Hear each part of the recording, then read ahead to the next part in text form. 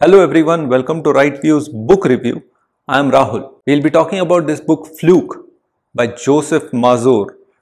It deals with the math and the myth behind coincidences.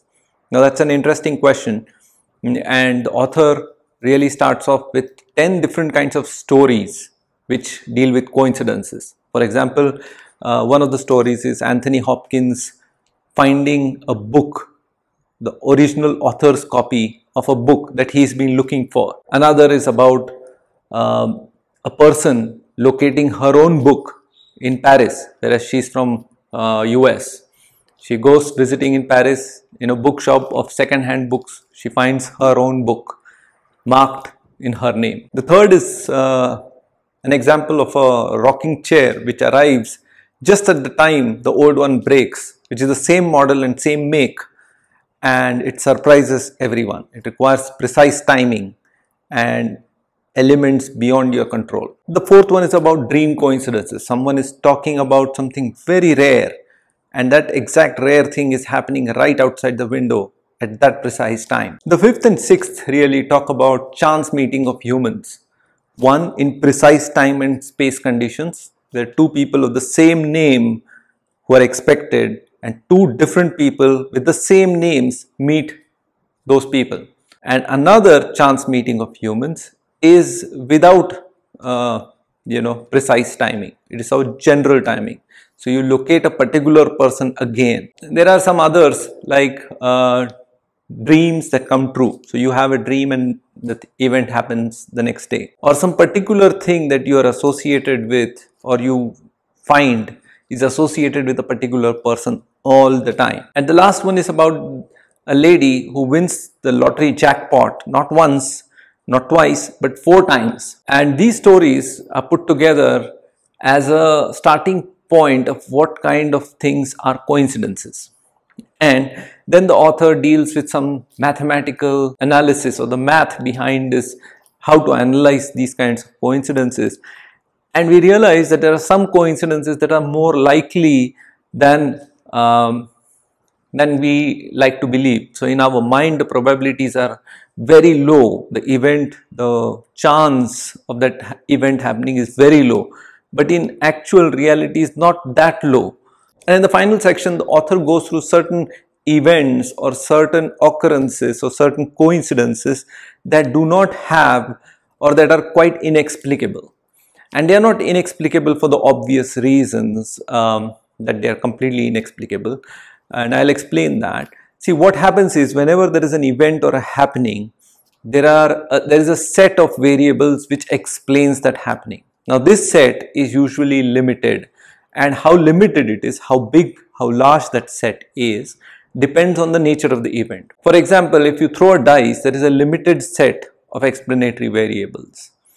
If, on the other hand, you have a dream and next day the dream comes into reality, there may be few more of such events that may lead to that particular estimation in your own mind, which is expressed as a dream in your subconscious mind. There are some others like fortune telling, for example, which have wide variety of explanations because it depends on what is being told and the manner in which it is told, and the reason why it came true. So the author in fact is telling us that the explanatory variables, the number of explanatory variables to explain some of these coincidences is far too large to estimate if it is a good probability or a remote probability.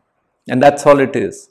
The book actually is a nice explanation into coincidences, and I have no problem with that. However, there are certain things which I found were missing. For example, one is the scope and science of neuro-linguistic programming has evolved to a limited extent, but that has enhanced the set of explanatory variables, particularly in coincidences. And you might have seen a program where a person asks for a gift, says that you should tell me what you want, and the person says, I want a blue bicycle, and he opens the box and there is a blue bicycle. And how did he know? The question is, he was programmed by subtle images that led him to a choice of blue bicycle. And that is what is explanation to that choice or this coincidence that apparently has taken place. So that kind of explanations also need to be built in. Those are the factors which are necessary to predict. One of the fantastic exponents of this event, the randomness as interpreted in normal life, you will find in Misbehavior of Markets by Benoit Mandelbrot. Now, in that book, he talks about how unlikely events tend to be clustered. And that's a fantastic estimation. And this is a 1980 book, or 1985 or 1990 maybe.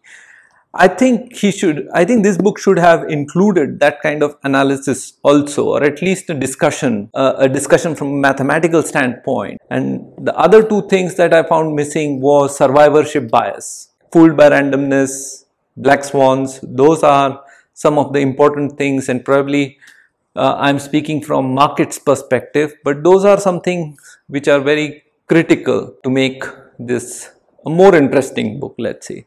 So if you get a chance, do flip through this book. It's an interesting read and a quick read. Thank you for joining us on RightVIEWS book review. Do follow us on our Twitter and Instagram. Follow us on our long form discussion in the form of podcast. We have started a new Facebook group, RightVIEWS. You can join there as well. And thank you for listening and have a nice day.